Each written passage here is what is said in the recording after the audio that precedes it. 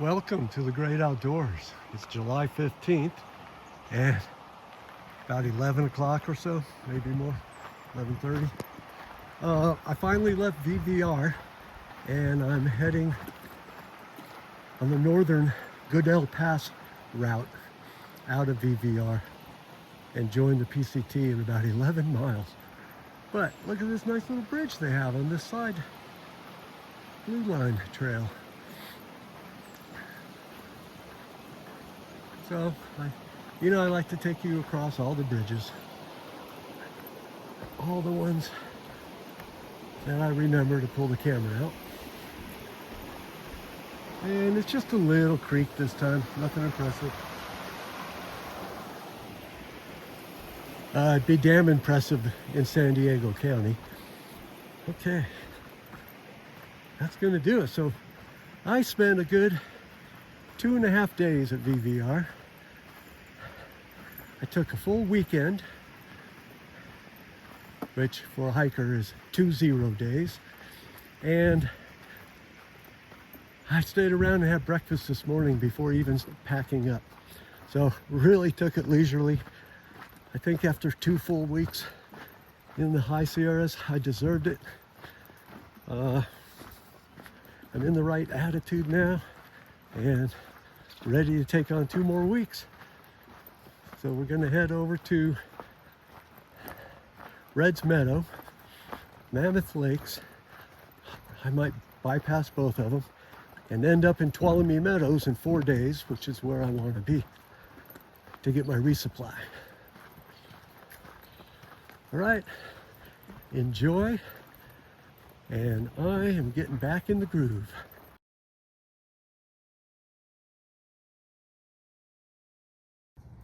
Hey everyone, we got a few things to cover here and explain.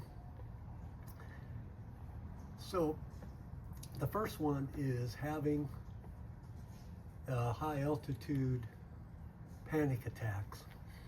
I actually had one right after Mount Baden-Powell at Little Jimmy Camp, and I didn't know what had caused that one. I thought it was the fact that other people were tenting very close to me for the first time on trail.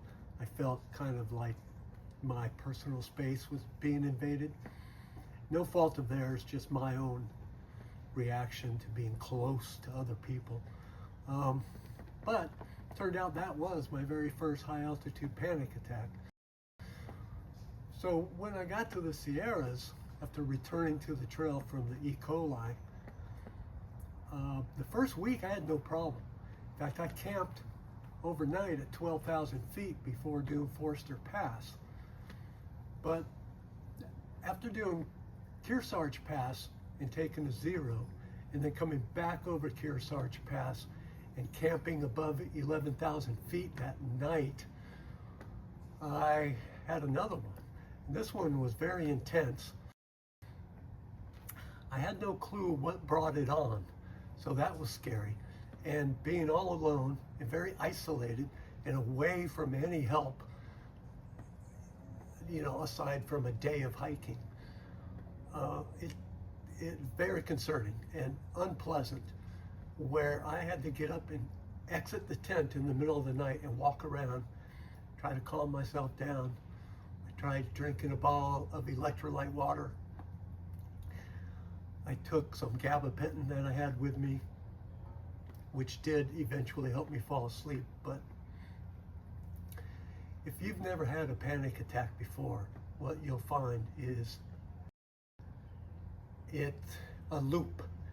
So when you first have it, you know that you're worried about something, but you don't know what it is. And you have this worry feeling. And then it clicks over into a panic, where you start to panic on why you have that feeling. And then that panic escalates to another step up, which makes you worry more, which makes you panic more, and it can spiral out of control. Without anyone around to talk you down, calm you down, and help you, it seems like you lose control. and it's very scary. So I made it through that night and thought it was a one-time event, and continued on through the Sierras, which I absolutely loved. And during the day, there would be no problem with these attacks. It would only be at night and in the tent. And it seemed to circle around breathing. I sort of felt like I'm not getting enough oxygen, and yet I'm breathing quite heavy even at night. So I would say that 3 or 4 nights later, I had another one, and then it began to be every night. And to one point, even though I was down below 8,000 feet, I had one. Even though I was at VVR with trail friends and lots of people around and civilization and a way out, I had a very big one that freaked me out. So I almost quit there, but the way out was a 3-hour ride to Fresno, and you know how much everyone loves Fresno, plus a 3-hour van ride. So I decided to suck it up and continue on. Spent a lovely night at a campsite right on the edge of Virginia Lake. Had another one. Decided I made a mistake at VVR by not exiting. That's how unpleasant these episodes were. Hiked the next day and made it to Red's Meadow. Again, below 8,000 feet, people around, a way out.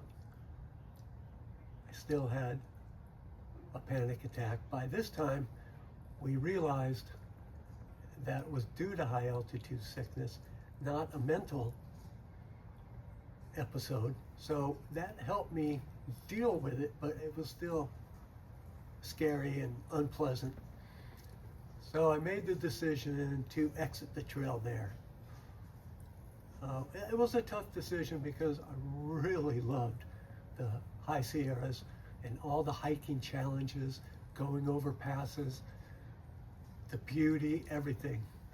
It's hard to give up, but the panic attacks were just too much.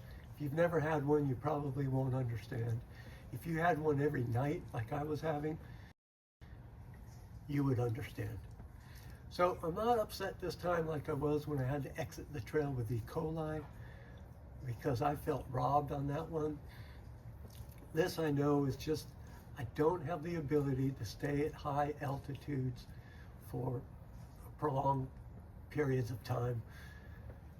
2 weeks, 3 weeks, I can't do that. So knowing that it's my own physical limitation makes it easier to exit the trail. I feel like I saw all the best parts of the High Sierra, minus Yosemite, and I'm okay with everything. So I hope you understand. I do, and that's all that really matters. All right, back to the video.